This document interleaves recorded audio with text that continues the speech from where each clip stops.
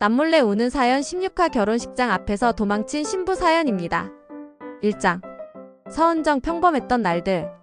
서은정 32세.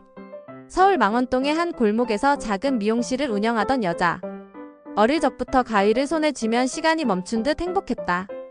학창시절 다른 친구들이 대학 진학을 고민할 때 은정은 묵묵히 기술학원으로 향했다. 머리를 만지는 일은 사람의 마음을 만지는 일이라고 믿었다.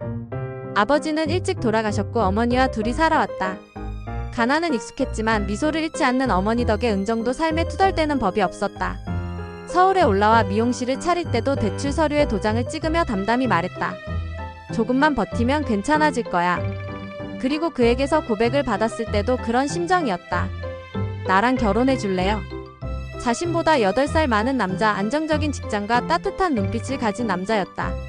은정은 웃으며 고개를 끄덕였다. 이 사람이면 긴 인생을 함께 걸어가도 되겠다는 생각이 들었기 때문이다. 결혼 준비는 착착 진행됐다. 신혼집 계약도 끝냈고 예물 예단도 생략하자고 합의했다. 시 부모님과의 첫 만남도 무탈했다. 모두가 잘 어울리는 커플이라며 축하를 아끼지 않았다. 그녀의 삶은 평범했고 그 평범함은 안온했다. 하지만 평범한 삶은 언제나 작은 균열로부터 무너지기 시작한다는 걸 그땐 몰랐다. 2장. 약속된 결혼 균열의 시작. 결혼식이 2달 앞으로 다가오던 어느 날 은정은 약속된 저녁 식사 자리에 혼자 앉아 있었다. 그는 오지 않았고 전화기는 꺼져 있었다. 무슨 일이지? 은정은 불안했지만 다음날 그는 태연하게 나타났다. 회사 일로 급하게 지방에 내려갔어. 미안. 하지만 이상하게도 그는 변명조차 구체적이지 않았다. 그때부터 조금씩 이상한 조각들이 보이기 시작했다.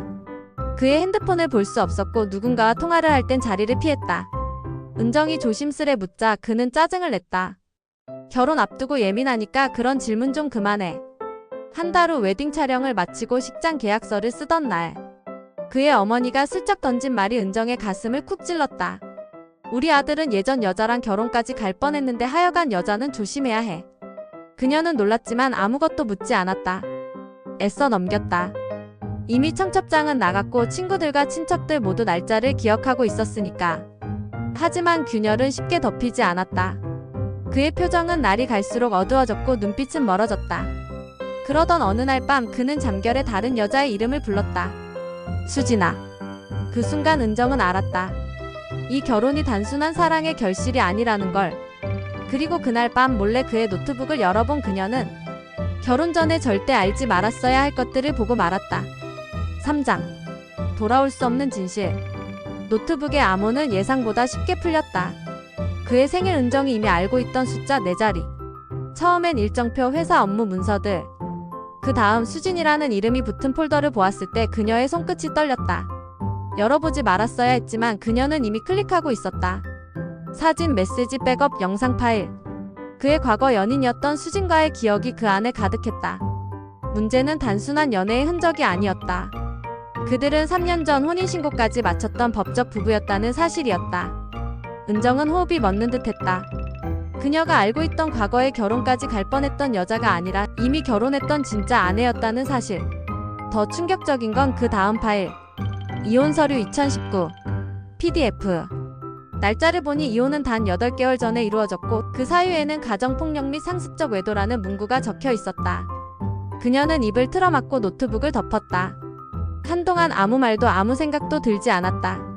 창밖에서 비가 내리고 있었고 은정의 귓가엔 아직도 그가 들려주었던 나는 그런 여자와는 절대 결혼 안 했어 라는 거짓말이 맴돌고 있었다. 다음날 은정은 조용히 그에게 물었다. 수진이라는 사람 당신 정말 사랑했던 거야? 그는 순간 눈을 피하며 대답했다.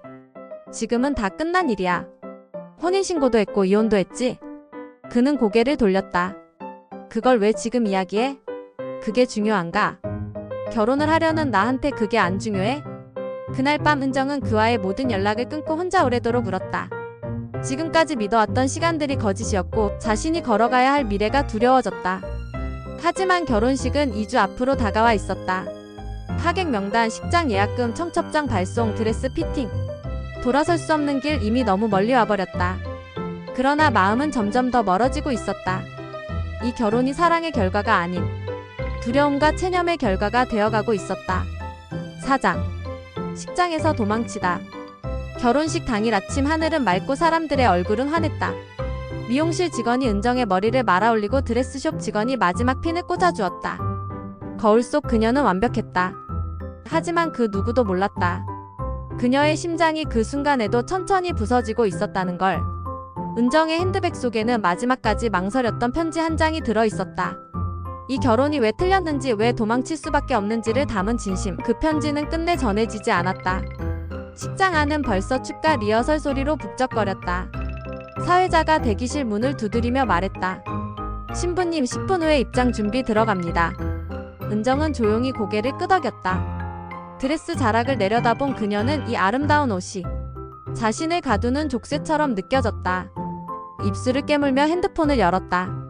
그곳엔 전날 밤 수진이라는 이름으로 도착한 메시지가 떠 있었다.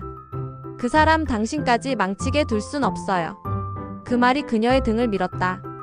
무릎이 풀릴 듯한 떨림 속에서 은정은 천천히 자리에서 일어났다. 구두를 벗고 맨발로 조용히 뒷문을 열었다. 뒤편 주차장에는 예식장 직원들만이 분주히 움직이고 있었다. 은정은 드레스 자락을 들어 올린 채 빠르게 걸었다. 택시를 잡았고 머리를 묶고 아무 말도 하지 않은 채 서울역까지요. 하고 말했다. 서울역 대합실 한켠에서 드레스를 벗어 종이 가방에 넣고 편의점에서 운동복과 모자를 샀다. 거울에 비친 자신은 이미 다른 사람이었다. 기차를 탄 그녀는 창밖을 바라보았다. 조금 전까지는 신부였지만 지금은 도망자였다. 사람들은 그녀를 비난할지도 몰랐다. 하지만 은정은 그 누구보다 자기 자신에게 솔직해지고 싶었다. 기차가 강을 건너고 터널을 지나자 은정의 마음속에서도 조금씩 어둠이 사라지고 있었다. 5장. 제주도 고요한 도피. 기차에서 내린 은정은 곧장 김포공항으로 향했다. 그리고 1시간 뒤 제주로 향하는 비행기에 몸을 실었다. 창밖으로 펼쳐진 구름과 하늘 사이에서 은정은 문득 이런 생각을 했다. 내가 살고 싶었던 인생은 이게 아니었어. 제주공항에 내리자 따스한 바람이 그녀의 볼을 스쳤다. 정신없이 달려온 하루였지만 오히려 마음은 고요했다. 가방 하나에 드레스와 몇 가지 옷까지만 담긴 채 그녀는 섬의 한 끝 협재 근처의 작은 게스트하우스를 찾았다. 그곳은 한 할머니가 운영하는 오래된 목조 주택이었다. 정갈하게 정리된 마당과 텃밭, 그리고 바닷소리가 들려오는 작은 방. 은정은 방 한켠에 앉아 긴 숨을 내쉬었다. 머무는 동안 뭐 하시게요? 할머니의 물음에 은정은 멍하니 대답했다. 그냥 조금만 쉬고 싶어요. 그리고 얼마 후 머리 손질을 도와달라는 이웃의 부탁이 들어왔다. 그렇게 은정은 다시 가위를 잡았다. 사람들은 그녀를 서울에서 온 미용사라 불렀다. 그녀는 이름조차 말하지 않고 조용히 손끝으로 사람들의 머리를 만졌다. 그러는 동안 그녀는 자신의 마음도 조금씩 정리하고 있었다. 그녀의 손길에는 아픔이 있었고 침묵에는 사연이 있었다. 매일 바다를 보며 걷고 아이스크림을 사 먹고 노을을 기다리며 하늘을 올려다보는 일상 속에서 은정은 처음으로 괜찮다는 감정을 느꼈다. 어느 날 게스트하우스에 한 남자가 머물게 되었다. 30 중반쯤 되어 보이는 단정한 외모, 혼자 여행 중이라 했다. 그는 말을 많이 하진 않았지만 자주 은정을 바라보았다. 예전에 미용사였어요. 네, 잠깐요. 은정은 짧게 대답했지만 그는 미소 지었다. 그 손길이 무척 익숙하네요. 사람을 살리는 손. 그 말에 은정은 가슴 한켠이 저릿해졌다. 자신을 한동안 잊고 있던 시간에 누군가 그녀를 살리는 사람이라 불렀다는 사실이. 며칠 후 그는 말없이 자신이 찍은 사진 몇 장을 건넸다. 그중 한 장에는 노을 아래에서 머리를 묶고 있는 은정의 옆모습이 담겨 있었다. 그녀는 당황했지만 어쩐지 그 사진을 찢을 수가 없었다. 자신이 처음으로 살아있는 사람처럼 보였기 때문이다. 그녀는 아직 과거에서 완전히 자유롭지 못했다. 하지만 제주에서의 그날들 속에서 은정은 한 걸음씩 진짜 자신의 삶으로 걸어가고 있었다. 7장. 그날의 진실과 마주하다. 은정은 봉투를 열었다. 얇은 편지지에 또박또박 적힌 필체가 낯설면서도 익숙했다. 그가 직접 쓴 편지였다. 첫 장을 넘기는 순간 숨이 막혔다. 은정아, 내가 널 처음 만났을 때부터 난 이미 상처투성이었어. 그 상처를 감추느라 거짓말을 하고 널 속였지. 하지만 너와 함께한 시간만큼은 진심이었어. 그의 고백은 그렇게 시작되었다. 편지에는 수진과의 결혼 생활에서 겪었던 복잡한 감정이 담겨 있었다. 사랑으로 시작되었지만 가정은 곧 지옥이 되었다고. 수진이 그를 떠났고 그는 깊은 우울과 공허 속에서 다시 누군가를 믿는 것이 두려웠다고 적혀 있었다. 그리고 결정적인 한 줄. 결혼식 하루 전 수진이 날 찾아왔어. 너한텐 말 못하겠지만 그날 내게 진실을 말하라고 했지. 나는 결국 또 도망쳤다. 그 순간 은정은 깨달았다. 그날 결혼식 직전 도착한 문자, 정말 모른 척할 거야. 그건 수진이 보낸 메시지였다. 은정은 눈을 감았다. 사랑이란 게 이렇게 잔인할 수 있다는 걸, 믿음이란 게 얼마나 무너질 수 있는지를 절실히 느꼈다. 그는 마지막 편지에서 이렇게 적었다. 이기적인 부탁이지만 내가 행복하길 바란다. 너에게 미안하다는 말로는 부족하지만 언젠가 너를 다시 웃게 만들 수 있는 사람이 있다면 그땐 너도 스스로를 용서해줘. 편지를 덮은 은정은 오래도록 울었다. 미움과 후회의 감정이 함께 몰려들었지만 그의 진심은 거짓이 아니라는 것도 느낄 수 있었다. 하지만 그것과는 별개로 그녀는 너무나도 많은 것을 잃었다. 사랑에 대한 믿음, 미래에 대한 기대, 그리고 자기 자신. 이튿날 아침, 은정은 게스트하우스 뒤쪽 산책길에 섰다. 하늘은 맑았고 새소리가 잔잔히 들려왔다. 그녀는 조용히 속삭였다. 이제 됐어. 이제는 나를 위해서 걷자. 그리고 처음으로 그는 없는 세상에서 자기 자신을 위해 웃었다. 세월이 흘렀다. 은정은 여전히 제주에 머물고 있었다. 게스트하우스 근처 바닷가 언덕 위에 작은 미용실을 열었다. 이름은 바람머리. 바람이 부는 곳에 머리를 기대다라는 뜻을 담았다. 관광객보다 마을 사람들을 위한 공간이었고 은정은 여전히 조용한 손길로 사람들의 머리를 손질했다.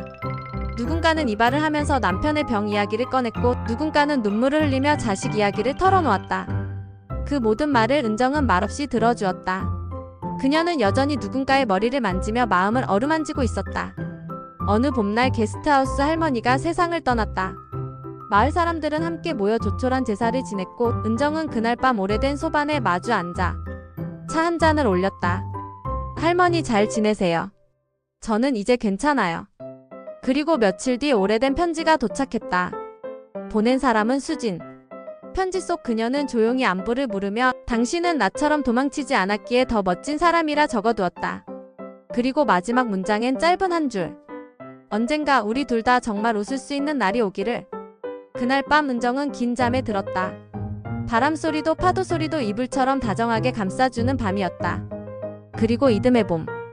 한 남자가 가게 문을 열고 들어왔다. 낯익은 얼굴 하지만 전보다 부드럽고 맑아진 표정. 은정은 미소 지었다. 머리 자르러 오셨어요. 그는 고개를 끄덕이며 조용히 말했다. 이번엔 숨기지 않을게요. 창밖엔 복사꽃이 피어 있었고 햇살은 그녀의 손끝에 머물렀다. 누구에게나 한 번쯤 도망치고 싶은 순간이 있다. 하지만 언젠가 도망쳤던 그 길 끝에서 다시 살아가는 용기를 내는 날도 온다. 그날의 신부는 이제 자기 삶의 주인으로 조용히 단단하게 웃고 있었다. 지금까지 남몰래 우는 사연 16화 결혼식장 앞에서 도망친 신부 사연입니다. 때로는 누구나 숨기고 싶은 사연이 있습니다. 많은 사연을 알고 나면 가끔 많은 위안이 됩니다. 위안이 되었다면 구독, 좋아요 해주실 거죠? 하실 행복이 가득하시길 기원합니다.